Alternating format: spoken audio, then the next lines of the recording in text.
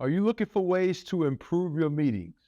Or maybe your meetings aren't productive at all. Usually, meetings are painfully unorganized, with the wrong people in the room and no clear action at the end. Basically, they're a waste of your time. At our company, we teach you how to hold world class meetings, something we call highly productive meeting. We call it highly productive meeting because after each meeting, we ask the team to rate its effectiveness between 1 and 10. Typical meetings can average a rating of about 4, but we'll show you how to raise all your meetings to a rating of 10. Highly productive meetings are so effective because they are a time management tool. They make the most out of you and your teams coming together for those precious minutes. A highly productive meeting has 4 key points. It needs to be on the same day, at the same time, and use the same agenda. It has to start on time and end on time, if not early. Now let's go through the methodology of a highly productive meeting. First, the meeting starts on time. As Coach Vince Lombardi used to say, early is on time and on time is late.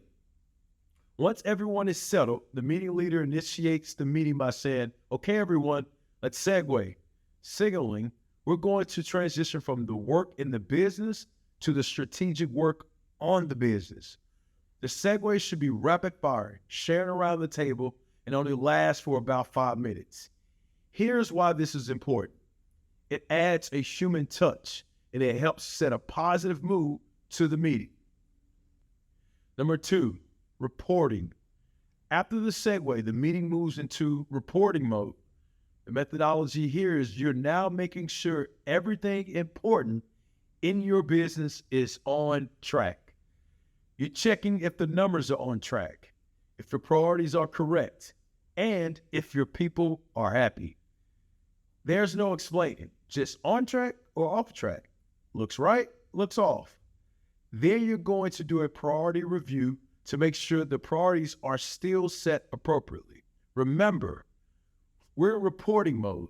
Any number that's off track, any task that's late, any priority that's misaligned, anything that requires discussion or is an issue that needs to be solved, you simply drop them into the Q&A list. During this reporting mode, the ideal is 0 discussion. You're not solving anything, you're just reporting for the first 15 minutes and building a Q&A list. Number 3, discuss and solve. Q&A are the questions and answer session, where we'll address questions and issues during the reporting or prior to the start of this meeting. Prioritize which Q&As you're going to discuss. Which does the group agree on are the most important questions or issues to address? Tackle them in order of priority.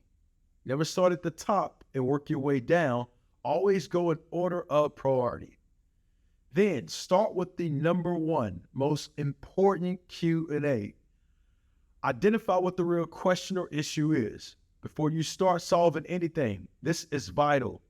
The group needs to agree on what the real question or issue is. And sometimes you have to dig deep down to the root cause of what the question or issue is. Once you discover the real question or issue, you move to discuss it. This is where you and your team openly and honestly discuss the questions or issues. You cover every option, every solution, and every idea. Then you push to solve it. The only reason you're talking in this portion is to solve questions or issues. Typically, as a part of solving the questions or issues, you need to create 1 or more tasks to complete in the next week. Tasks are usually 7-day action items. So the task for that item needs to get done in the next 7 days. After you solve the first item, it falls off the list and you move on to the next in your prioritized list. And so on for the next lion's share of the meeting time. Here's the thing. Some weeks you only get through 1 Q&A. The other weeks you get through 10. You never know. But as long as you're taking them in order of priority, you're doing the right thing. Once there are 5 minutes left in the meeting, let's wrap it up. This means wherever you are addressing in that Q&A, you start to conclude. So do 3 quick things. First, make sure everybody understands the task assigned to them from the meeting. Number 2, discuss if there are any cascading messages that need to be communicated to the rest of the organization.